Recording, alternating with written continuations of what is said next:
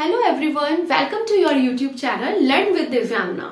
देखिए गाइस, जैसा कि मैंने आपको फर्स्ट इंट्रोडक्टरी वीडियो में बताया था कि हम लोग एक नया इनिशिएटिव स्टार्ट करने वाले हैं टीचिंग की तरफ, जिसके अंदर मैं आपको सारी पैडागॉजी आपकी कवर कराऊंगी। तो अभी मैंने आपको जो इंट्रोडक्टरी वीडियो दी थी उसमें मैंने आपको सारा एक रोड मैप बताया था कि किस तरीके से हम अपनी तैयारी करेंगे, है ना। साथ में मैंने आपको बहुत सारे कुछ क्वेश्चंस भी पूछे थे टाइम के रिगार्डिंग, विजिबिलिटी के रिगार्डिंग और भी काफी चीजें। हालांकि रिस्पांस बहुत अच्छा आया था आप लोगों का, उसके लिए बहुत ज्यादा थैंक यू सो मच। अब एक और चीज है, अब आप जो चीज मैं आपको बोलूंगी वो आप बहुत अच्छे से सुनेंगे। देखो, जो लोग सेल्फ स्टडी कर रहे हैं, देखो जो लोग परचेज कर रहे हैं उनकी तो कोई दिक्कत ही नहीं है, क्योंकि उनको सारी चीजें कोर्स में करा दी जाएंगी। बट जो लोग सेल्फ स्टडी कर रहे हैं या फिर जो लोग इतना एफर्ट नहीं कर सकते हैं कि वो कोर्स परचेज करें, तो उनके लिए बहुत अच्छा सा इनिशिएटिव है। देखो, आप लोग जैसे जैसे अपनी सेल्फ स्टडी कर रहे हो वो आप लोग करते रहें जी, ठीक। जो भी आप सब्जेक्ट पढ़ रहे हो उसको आप लोग पढ़ते रहे, जैसे भी पढ़ रहे हो, जहां से भी पढ़ रहे हो, ठीक है। साथ में आप लोग आई नो कि आप पैडागॉजी के लिए भी अलग अलग वीडियोस देख रहे हो, वो भी आप देखते रहो। सो अभी हमने क्या करना है, जैसे कि मैंने आपको बुक्स बताया था पैडागॉजी के लिए। अगर आप ये सोच रहे हो कि कोई भी एक पर्टिकुलर बुक बता दीजिए, तो देखो कोई भी एक बुक नहीं है पैडागॉजी के लिए जिसमें आपका सारा का सारा सिलेबस कवर होता है। जैसे कुछ काफी चीजें आपको NIOS के DLED वाले जो नोट्स आते हैं उसमें मिल जाएंगी। आप लोगों ने B.Ed करा होगा, DLED करा होगा जिस भी यूनिवर्सिटी से, वहां के उसकी जो पूरा सिलेबस है उसमें आपको काफी चीजें मिल जाएंगी। इस तरीके से जो NCERT है साइकोलॉजी की, वहां पे आपको सारी चीजें मिल जाएंगी। तो अब जो ये इनिशिएटिव है, देखो अब मैं इसीलिए इसको स्टार्ट कर रही हूँ कि आपको इधर उधर भटकना नहीं पड़ेगा। मेरा बस मेन काम है कि मैं आपको KVS के सिलेबस के अकॉर्डिंग सारे टॉपिक कवर कराऊंगी। आपको बस अपने कॉन्सेप्ट्स को क्लियर करना है और ज्यादा से ज्यादा बस क्वेश्चंस की प्रैक्टिस करनी है, क्योंकि जितना आप लोग प्रैक्टिस करोगे उतना ज्यादा आपका कॉन्सेप्ट क्लियर होता चला जाएगा, ठीक। तो इसलिए बस मेन चीज ये है कि आप लोग अब खुद के अपने नोट्स बनाना। ये आप देख रहे हो यहाँ पे, है ना, राइट हैंड साइड पे मैंने सारे एक नोट्स के फॉर्म में आपको सारा लिख के दिखाया है। बट ये सब आप एकदम से नोट डाउन मत करना प्लीज। जब तक आप लोगों को वो टॉपिक क्लियर नहीं होगा, कंसेप्ट क्लियर नहीं होगा, तब तक आप इसको मत लिखना। पहले जो चीज मैं आपको समझाऊंगी इस साइड, वो आपको पहले समझना है, उसके बाद ही ये सब नोट करना है। और एक और चीज आप लोग ध्यान देना, देखो बोर्ड इतना बड़ा नहीं है ना, और ना ही डिजिटल बोर्ड है ये, तो इसमें क्या है ना, सारी चीजें नहीं आ पा रही है, इसमें भी काफी चीजें हैं जो मुझे लिखनी है। तो उन सब चीजों को अब मैं, क्योंकि सारी चीजें नहीं लिख सकती हूँ, तो इसलिए मैं उस चीज को यहाँ पे समझाऊंगी। इसलिए मैं बोल रही हूँ जो मैं समझाऊं उस पर ध्यान देना और अपने खुद के नोट्स बनाते चलना, ताकि कोई भी पॉइंट्स बस आपका रह ना जाए। इस चीज को मैं अगेन बोल रही हूँ। तो आज की हमारी सबसे पहली क्लास है CDP की। Okay, so welcome to all. तो सबसे पहले हम लोग स्टार्ट करते हैं, चलिए, CDP की फर्स्ट क्लास, जिसमें कि आपका सबसे पहला टॉपिक आ रहा है अंडरस्टैंडिंग द लर्नर, मीन्स शिक्षार्थी को समझना।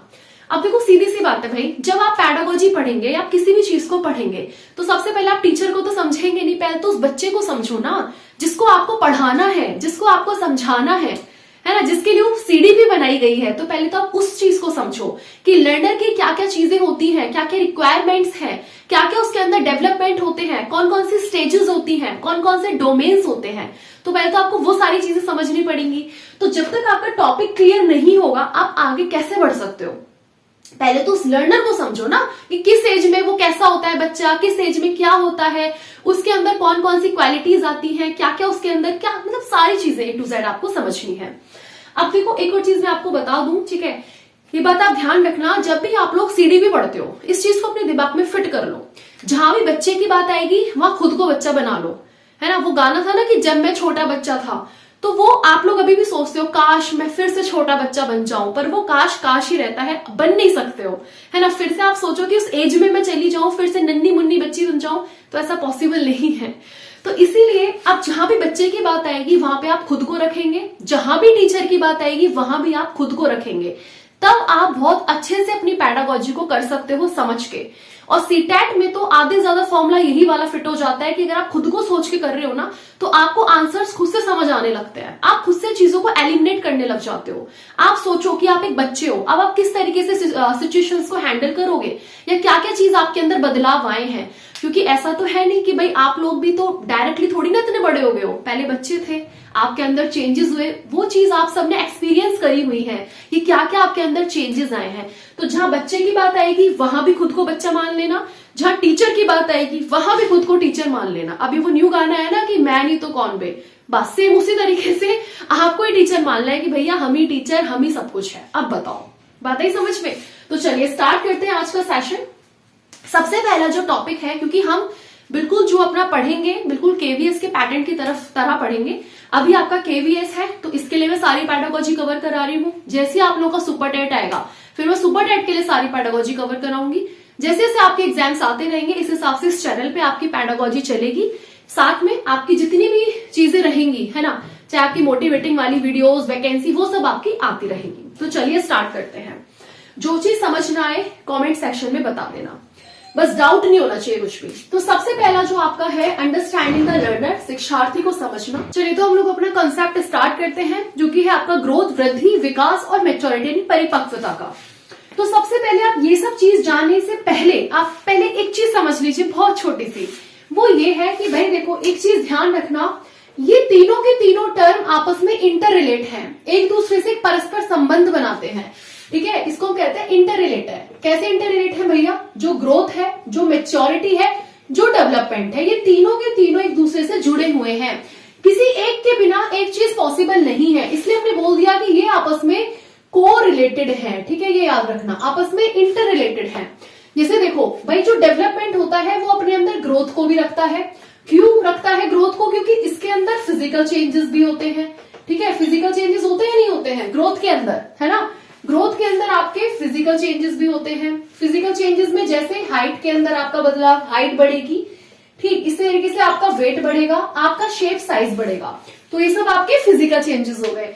इसी तरीके से ग्रोथ के अंदर आपके कौन से चेंजेस और आते हैं? Psychological changes. साइकोलॉजिकल चेंजेस भी आते हैं। तो साइकोलॉजिकल चेंजेस में चाहे कौन कौन से चेंजेस हो सकते हैं? सीबीएसई से आप लोग याद रखेंगे। सीबीएसई, सीबीएसई मतलब सी मतलब कॉग्निटिव, जिसको हम संज्ञानात्मक बोलते हैं। बी मतलब बायोलॉजिकल, मतलब फिजिकल, शारीरिक हो गया।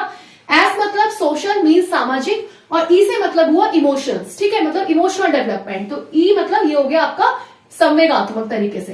तो इस हर तरीके से इसमें आपके डेवलपमेंट होते हैं। बाकी एक मोरल भी होता है, ठीक है, इसको नैतिक बोलते हैं। लिंग्विस्टिक, जो भाषा के आधार पर होता है, तो ये सब भी होते हैं। तो आप इसको सीबीएसई से आसान तरीके से याद रख लोगे। तो अब जो देखो, अब डेवलपमेंट के अंदर ग्रोथ आ गई, तो इट मीन्स ये अपने आप कनेक्टेड है। अब डेवलपमेंट तो तब होगा ना जब ग्रोथ होगी। पहले तो बच्चे की ग्रोथ होगी ना, सीधी सी बात है। जब ग्रोथ होगी तभी तो डेवलपमेंट होगा। तो सबसे पहले तो भाई बच्चे की ग्रोथ होगी, बच्चे की हाइट बढ़ेगी, बच्चे का वेट बढ़ेगा, बच्चे का शेप साइज जो होगा, जो मापन होगी, जो चीजें होंगी, वो सब बढ़ेंगी। तो ये आपकी ग्रोथ में आ जाती है। उसके बाद देखो, जब ग्रोथ जो होती है एक टाइम आने के बाद स्टॉप हो जाती है, रुक जाती है। क्या आप लोग अभी तक बढ़ते जा रहे हो? क्या आप लोग बताइए खुद से, आपकी हाइट अब रुक गई है ना, है ना। वो कब रुकी है? बचपन में तो वो रुकी नहीं थी। जब आपके अंदर मैच्योरिटी आ गई, जब आपके अंदर परिपक्वता आ गया, तो आपकी ग्रोथ रुक गई। तो ये ग्रोथ रुक जाती है जब उसके अंदर मैच्योरिटी की एंट्री हो जाती है। सीधी सी बात है। मैच्योरिटी क्या है, बहुत छोटे से उसमें पहले समझ लो। थोड़ा सा एक बार चैप्टर का, इस पहले वाले टॉपिक का थोड़ा सा देख लो, ठीक है, कि क्या क्या चीजें हैं। उसके बाद हम लोग फिर डिटेल्स में पढ़ेंगे क्या क्या और कैसे कैसे है। मैच्योरिटी आ गई। अब मैच्योरिटी क्या होता है? मैच्योरिटी बहुत एक नेचुरल प्रोसेस है। इसमें किसी ट्रेनिंग की, किसी एजुकेशन की, एक्सरसाइजेस की, प्रैक्टिस की, इसकी जरूरत नहीं पड़ती है। मैच्योरिटी में बहुत एक नेचुरल प्रोसेस है जो अपने आप ही होता है। कैसे? बच्चे हो, जब आप छोटे बच्चे थे तो क्या आपको किसी ने ऐसे चलना सिखाया? आपको ऐसे उठना सिखाया? क्रॉलिंग मतलब घुटनों के बल चलना सिखाया? नहीं ना। आपको दौड़ना सिखाया? नहीं ना। आप खुद से चलने लगे, आप खुद से उठने लगे, खुद से बैठने लगे, खुद से क्रॉलिंग करने लगे, फिर खुद से आप लोग चलने लगे, भागने लगे। तो ये सब क्या है? ये सब जो आप सीखे हो ना, ये किसी ने आपको सिखाया नहीं है कि बेटा ऐसे घुटनों के बल चल के देखो। आप खुद से उठे, खुद से चलना आपने शुरू करा, बस आप दूसरों को देख रहे हो, है ना, आप छोटे हो।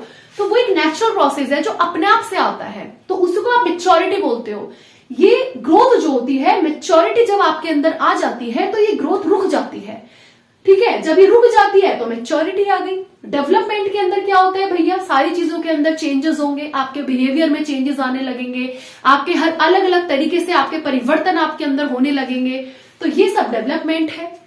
आप इसको ऐसे भी समझ सकते हो कि भैया डेवलपमेंट जो होते हैं वो पिता हैं, और जो ग्रोथ और मैच्योरिटी है इनके दो बच्चे हैं। डेवलपमेंट अपने अंदर दोनों चीजों को कंसिस्ट करके रखते हैं, ठीक है।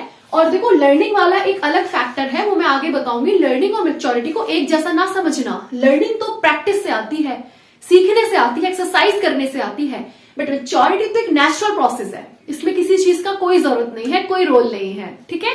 तो ये चीज आप समझेंगे कि ये छोटी सी चीजें हैं, तो ये आपस में को रिलेटेड है, इंटर रिलेटेड है, किसी एक के बिना एक चीज संभव नहीं है।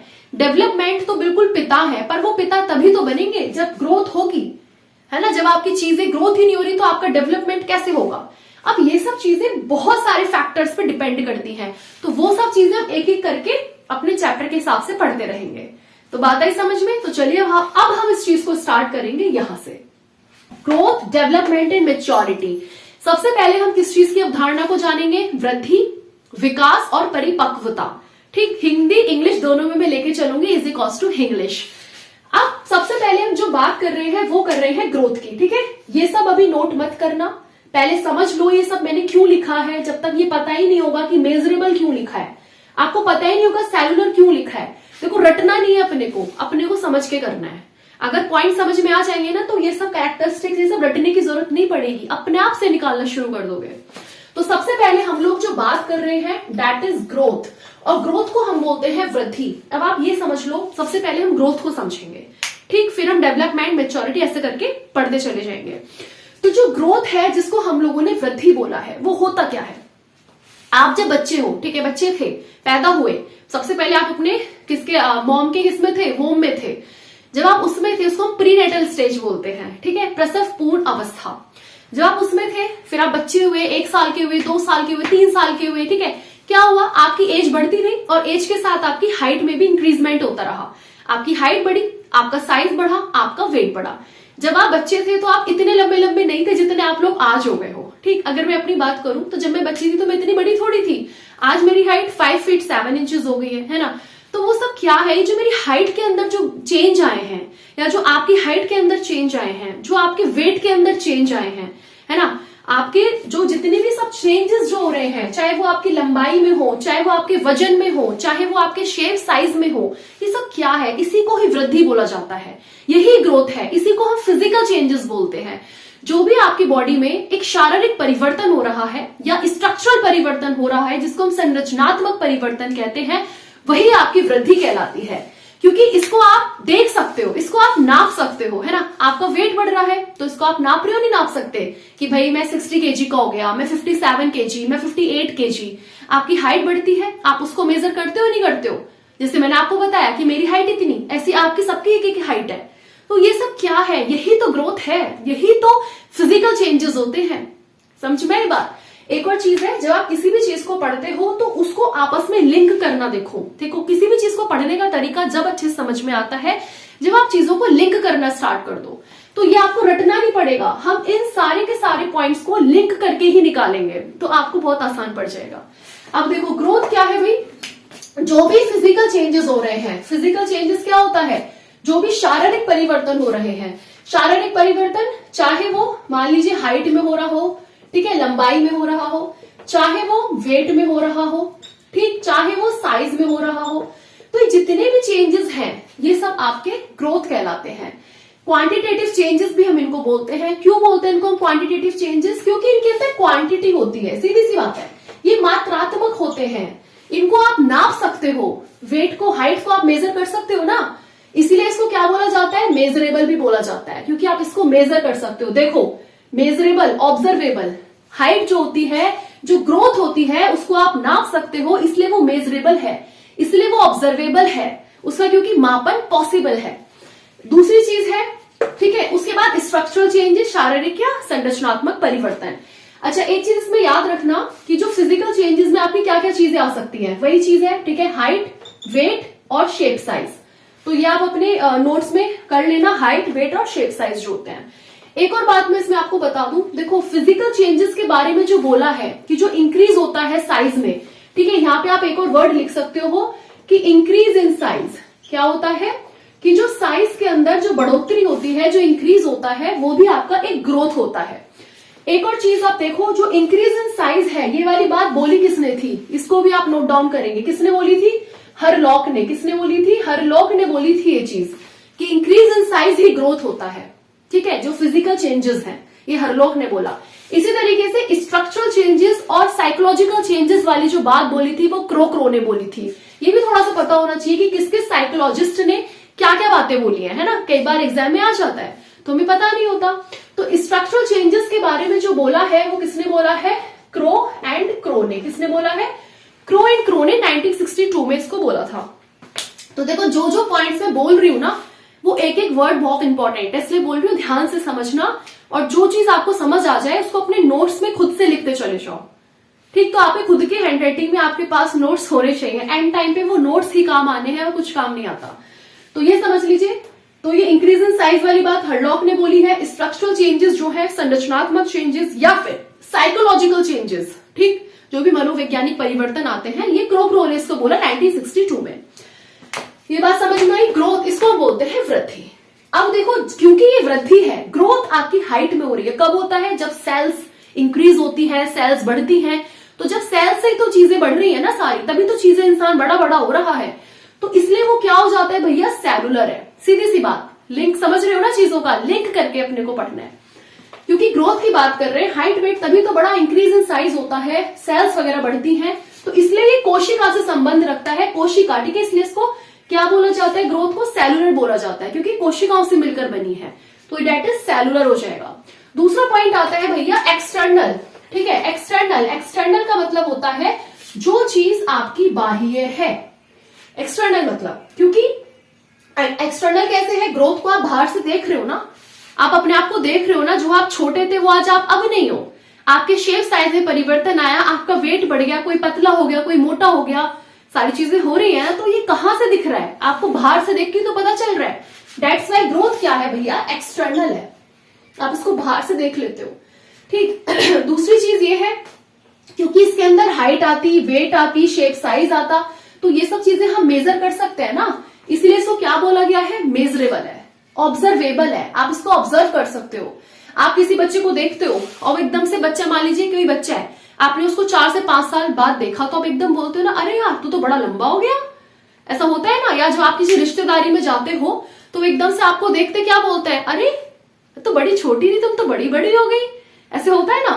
तो वो सब क्या है? वो सब आपको बाहर से देख के तो पता लगा रहे हैं, आपके अंदर थोड़ी ना घुस गए, वो तो बाहर से पता चल रहा है आपके फिजिकल अपीयरेंस को देख के कि ओ आपके दाढ़ी मुच्छे आ गई हैं, ओ आपकी हाइट बड़ी हो गई, ओ आप तो मोटे हो गए, आप तो पतले हो गए।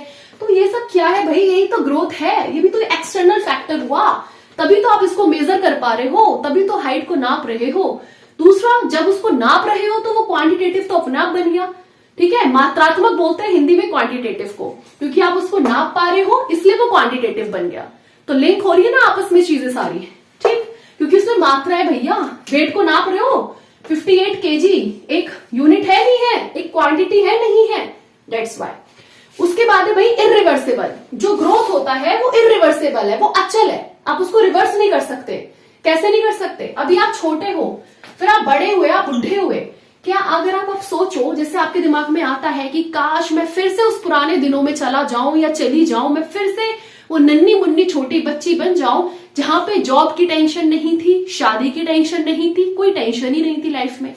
तो अब आप क्या उस एज में जा सकते हो? क्या आप वो फिर से वो छोटा सा नन्ना मुन्ना वो चाइल्डहुड अपना लेके आ सकते हो? हाँ, चाइल्डहुड से शुरू होता है, जो आपकी बाल्यावस्था इसको हम बोलते हैं, और ये आपकी ओल्ड एज आ गई, जिसको हम बोलते हैं वृद्धा, इसको हम बोलते हैं वृद्धावस्था, ठीक है, वृद्धावस्था। तो ये बता दो, क्या आप इस वृद्धावस्था से अगेन इस चाइल्डहुड में जा सकते हो? नहीं जा सकते। तो इसीलिए इसको क्या बोला गया है? इरिवर्सिबल। रिवर्स नहीं, गाड़ी में होता है ना रिवर्स बैक गेयर लगा देते हैं, तो वो रिवर्स गेयर इसमें नहीं लगेगा, दैट इज इरिवर्सिबल, ये समझ लो। उसके बाद है भैया नॉट सिक्वेंशियल, एक सिक्वेंस नहीं है, एक्रमिक है। ये क्या है? ये एक्रमिक है, मतलब कोई क्रम नहीं है इसमें।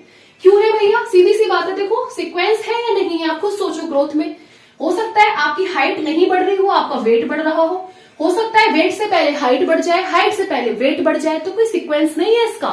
समझ आई बात? उसके बाद आता है इंडिपेंडेंट ऑन डेवलपमेंट। डेवलपमेंट पे डिपेंड नहीं कर रहा है, उस पर इंडिपेंडेंट है। मान लीजिए विकास के साथ ग्रोथ हो भी सकता है, नहीं भी हो सकता। हो सकता है कि हाइट चीजें वृद्धि आपकी रुक जाए, विकास चलता रहे। हो सकता है विकास भी चल रहा है, ग्रोथ भी चल रही है, तो इसलिए ये इस पे डिपेंड नहीं करता। ऐसा नहीं है कि अगर डेवलपमेंट होगा तो ही ग्रोथ आपकी होती रहेगी, ऐसा नहीं है। ग्रोथ एक टाइम आने के बाद रुक जाती है, इसको समझेंगे। ग्रोथ एक टाइम आने के बाद रुक जाती है। इसके बाद है डिसकंटिन्यूअस प्रोसेस। ये कैसा प्रोसेस है? ये एक डिसकंटिन्यूअस प्रोसेस है, कंटिन्यू नहीं चलता। अभी मैंने वो बात बोली कि ग्रोथ जो होती है एक टाइम आने के बाद रुक जाता है, ठीक है। तो कब आता है वो? कौन सा टाइम आता है जब ग्रोथ रुक जाती है? जब आपके अंदर मैच्योरिटी आ जाती है, परिपक्वता आ जाती है, तो आपकी ग्रोथ रुक जाती है।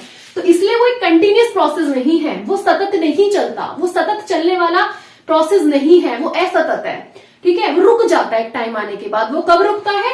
कब रुकता है? डिसकंटिन्यूअस प्रोसेस कब बनेगा? जब मैच्योरिटी आ जाती है। कब बनता है? व्हेन मैच्योरिटी कम्स, ठीक है। व्हेन मैच्योरिटी कम्स, जब मैच्योरिटी आ जाती है तो ये आपका रुक जाता है, ठीक है। उसके बाद है पार्ट ऑफ डेवलपमेंट। देखो सीधी सी बात है, जो ग्रोथ है वो एक डेवलपमेंट का हिस्सा है। और ये वाली चीज मैं आपको अगेन एक चीज को समझा दूं, जो ग्रोथ है वो एक डेवलपमेंट का हिस्सा है। क्यों है एक डेवलपमेंट का हिस्सा ग्रोथ? सबसे पहले आप इस चीज को समझेंगे। जैसा कि मैंने आपको पहले भी ये चीज बताई थी कि भैया जो डेवलपमेंट है, ये मान लीजिए डेवलपमेंट है, ये पिताजी हैं और इनके ये दो बच्चे हैं, ग्रोथ और मैच्योरिटी। डेवलपमेंट अपने अंदर ग्रोथ को रखता है।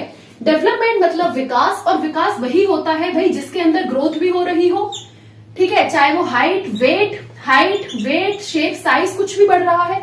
साथ में साइकोलॉजिकल जो फैक्टर्स होते हैं, जिसको मनोवैज्ञानिक फैक्टर्स बोलते हैं, वो सारी चीजें भी इसके अंदर आते हैं।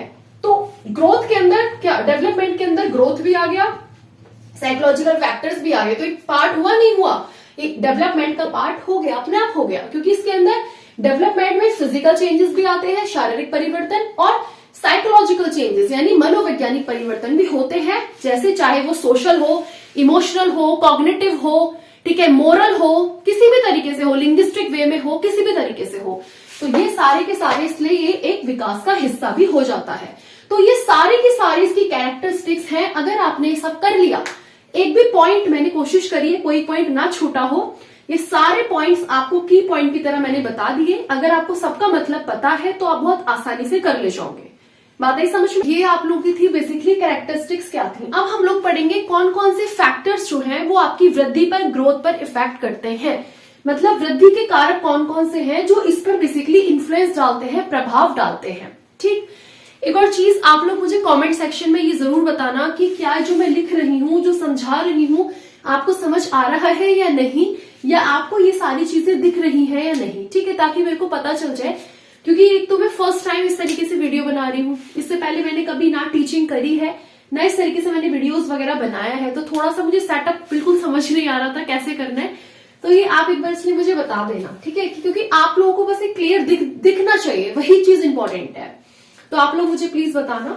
और हाँ, और एक और चीज है, जो टीचिंग है, मतलब आप क्लासेस के रिव्यू भी जरूर देना, ठीक है, कि आपको कैसा लगा, कैसा नहीं लगा। चलिए हम फैक्टर्स अफेक्टिंग की बात करते हैं। फैक्टर्स अफेक्टिंग से मैं आपको पहले एक चीज बता दूं, ग्रोथ के भी कुछ टाइप्स होते हैं, कि मतलब अलग अलग टाइप से ग्रोथ होती है।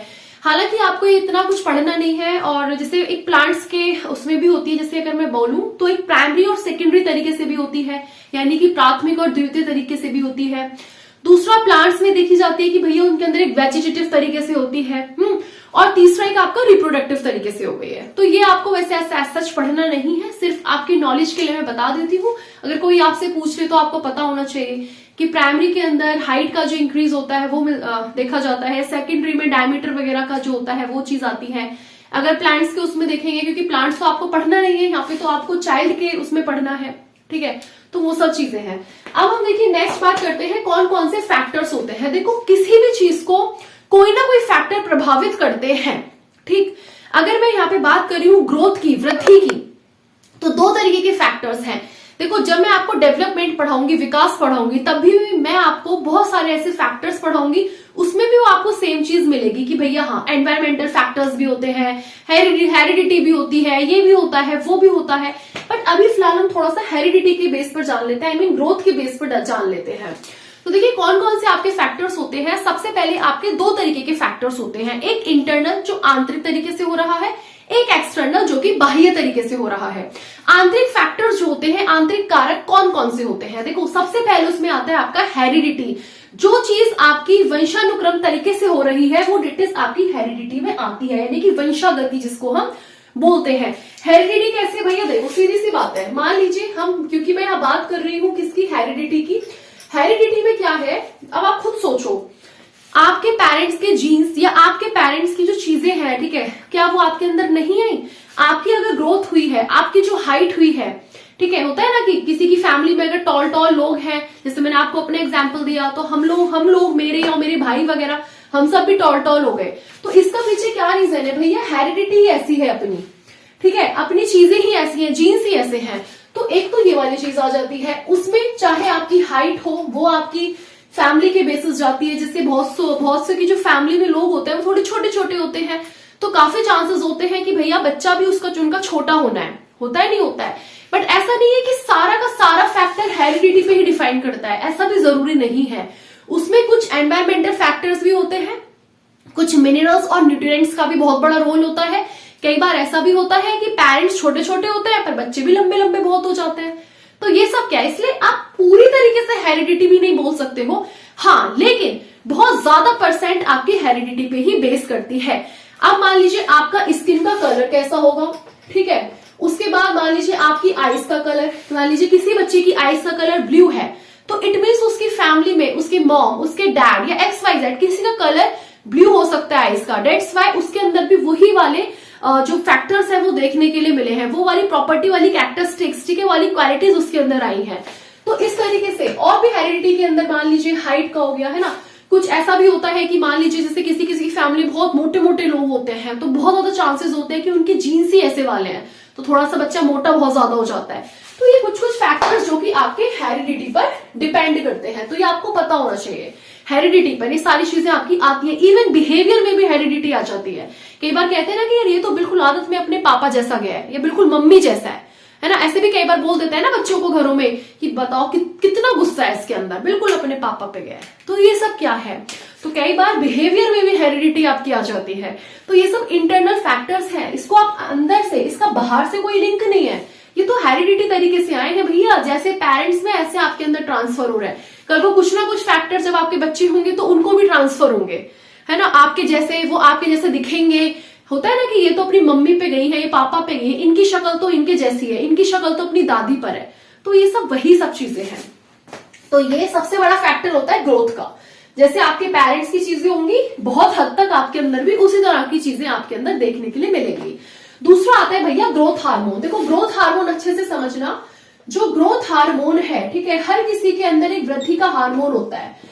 अब जैसे ह्यूमंस के अंदर वो अलग है, देखो यहाँ पे स्पेस नहीं था इसलिए मैं यहाँ पे समझा रही हूँ, यहाँ से देख लो, जो बता रही हूँ अपनी नोटबुक में नोट कर लेना। ये मैं सोचना कि जो यहाँ लिखवाया है वही आपको नोट करना है, नो, जो यहाँ भी मैं समझा रही हूँ उसको भी आप लोग अपने हिसाब से समझ के और अपनी कॉपी में अपने हिसाब से नोट करो।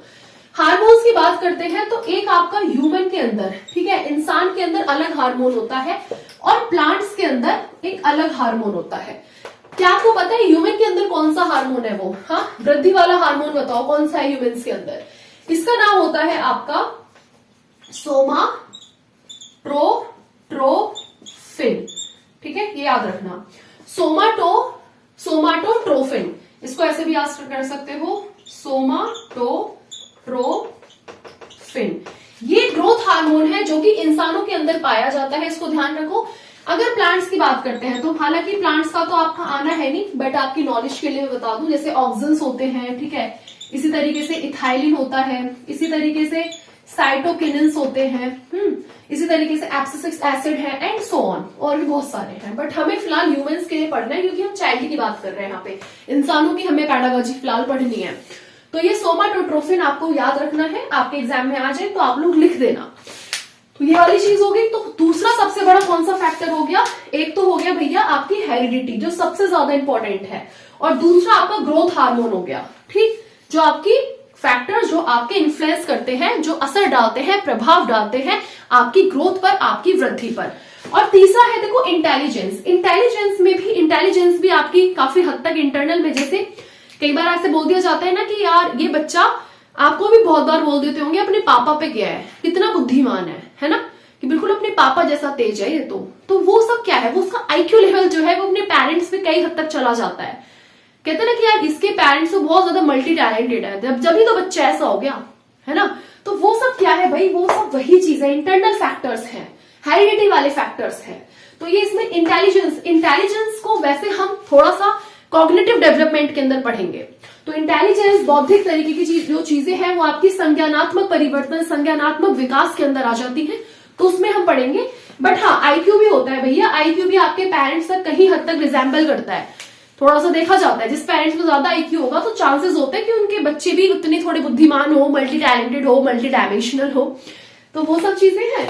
उसके बाद एक्सटर्नल फैक्टर्स की बात करते हैं, बट इसमें ये हेरिडिटी, ग्रोथ हार्मोन सबसे ज्यादा इंपॉर्टेंट है। उसके बाद एक्सटर्नल फैक्टर जो बाह्य वाली चीजें होती है। एक्सटर्नल फैक्टर्स में आप लोगों को दिख रहा होगा भाई, सबसे बड़ा जो रोल प्ले करता है वो एनवायरमेंट रोल प्ले करेगा। ठीक है, सबसे बड़ा रोल प्ले एनवायरमेंट। उस एनवायरमेंट के अंदर, उस वातावरण के अंदर क्या क्या चीजें आपको देखने के लिए मिलेंगी।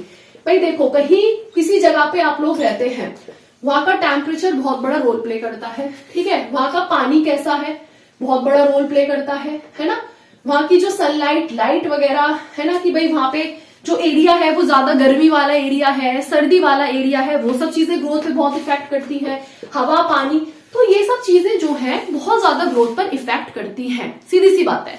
आप कोई भी एक एग्जाम्पल उठा लीजिए, मान लीजिए आप लोग सपोज कीजिए हम यूपी में रह रहे हैं, ठीक है, मान लीजिए हम यूपी वाले हैं, और दूसरा कोई किसी और स्टेट में रह रहा है, मान लीजिए कोई जम्मू कश्मीर में रह रहा है, तो दोनों के वातावरण में बहुत डिफरेंस है। तो यहाँ के वहां के बच्चों की ग्रोथ में भी बहुत डिफरेंस होगा।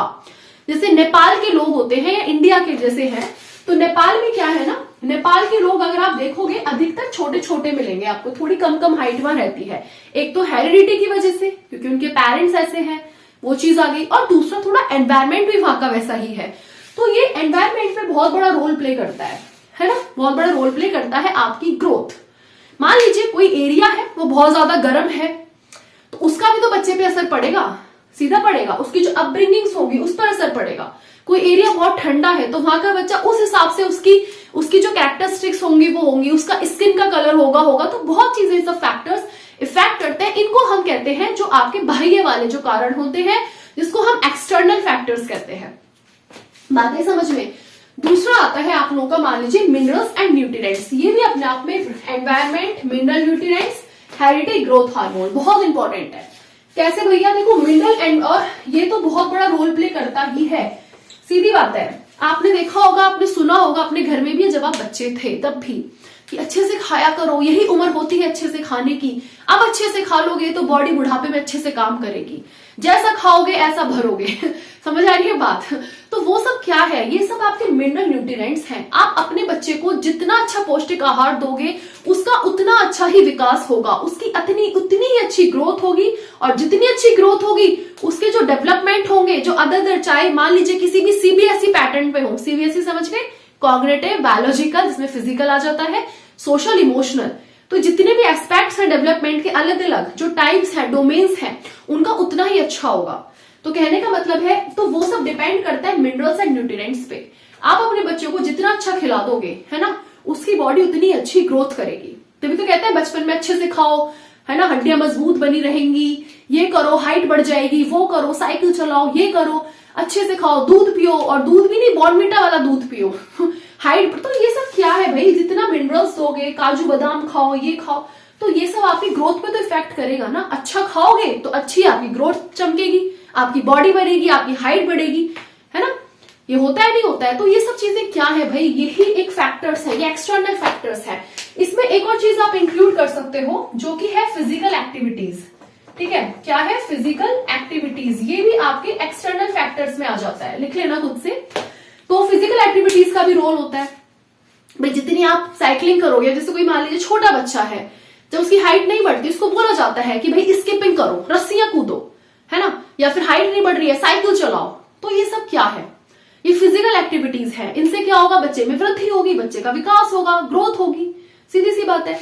अब जैसे मान लीजिए जिन बच्चों को बचपन में अच्छे से न्यूट्रिएंट्स नहीं मिल पाते हैं, या जिनके अंदर कुछ ना कुछ मान लीजिए थोड़ी सी डिसेबिलिटीज आ जाती हैं या किसी भी तरीके से, तो उनमें ये देखा जाता है कि उनका जो विकास होता है वो सामान्य वाले बच्चों से थोड़ा सा कम होता है, थोड़ा सा स्लो होता है।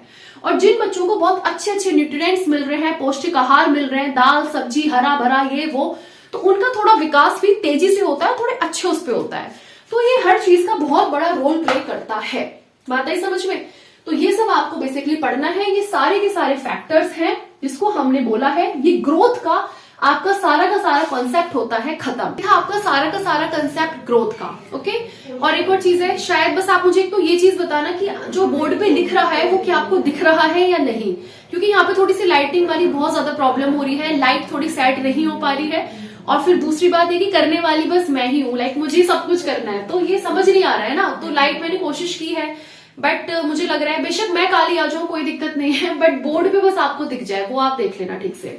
इसके बाद एक और चीज है, देखो अभी हम लोग क्या करेंगे, क्योंकि बहुत बड़ा बड़ा हो जाना है आपका, तो मैं कोशिश करूंगी कि एक दिन में 2-2 क्लासेस आपको प्रोवाइड करूं, एक नून में कर दूं और एक रात में कर दूं।